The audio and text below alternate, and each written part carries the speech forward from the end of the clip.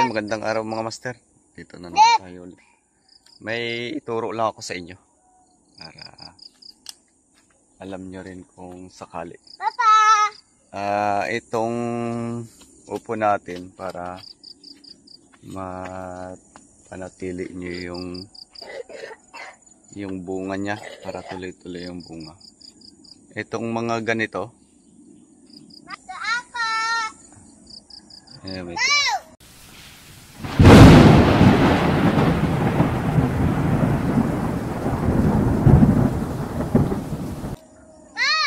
ito pwede na to araw-araw na harvest. Ayan, may kasama akong bata na maingay.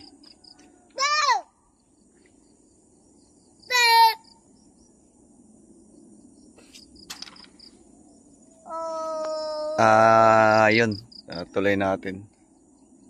Ito, yun yung puno. Ngayon may mga sangayan dito sa taas. Ito yung hawak-hawak ko. Itong hawak-hawak ko na sanga, tapos na yan siya mamunga. Ito na yan.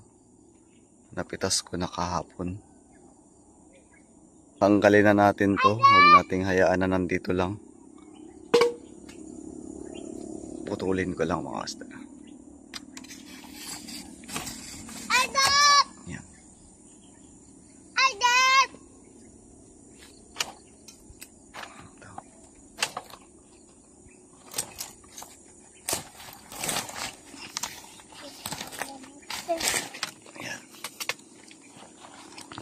Lahat ng mga sanga dyan na tapos ng bumunga,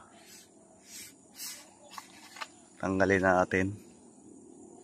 Wala nang silbi yan mga master, kakain na lang ng abono yan. Para yung pinaka-main na puno, mapanatili niya yung talbos niya na ganito yung itsura. Ito, pakita ko sa inyo. Ito, mapanatili niya na ganyan yung talbos. Tuloy-tuloy ang bunga niyan kasi ang sanga na kung saan yung bunga lumalabas, tuloy-tuloy din yan. Ang mangyayari pag hindi natin tinanggal, tapos nakulangan sa abono, nakulangan sa dilig. Ito, kita nyo itong tinanggal ko. Ito yung magiging itsura niyan. Pag naging ganito yung itsura nung pinaka main na talbos, wala na. Pahinga na yan, bubunga. So, antay na lang tayo na mamatayan. Wala nang pakinabang yan. So, yan lang para tuloy-tuloy yung bunga. Kailangan yung mga hindi na importante na sanga. Yung dahon, okay lang. Ayan, ito may mga dahon pa yan sa puno. Pinahuli ko na tinanggal. Basta importante yung mga sanga. Natapos ng bumunga. Yung mga sanga na ito yung ganito yung itsura, tanggalin nyo na lang. May sanga rin na ganito mga master. Ito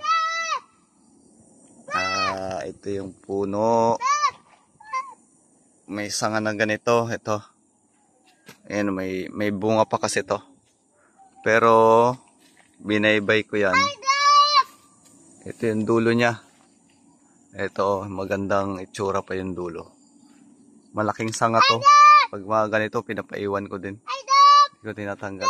Basta yung mga ganito na yung itsura yung dulo, tanggal na sa akin lahat yan. Para yung dulo nung main na puno, makabuelo ulit. Makaproduce siya ulit ng panibagong sanga. Para makabunga pa tuloy-tuloy.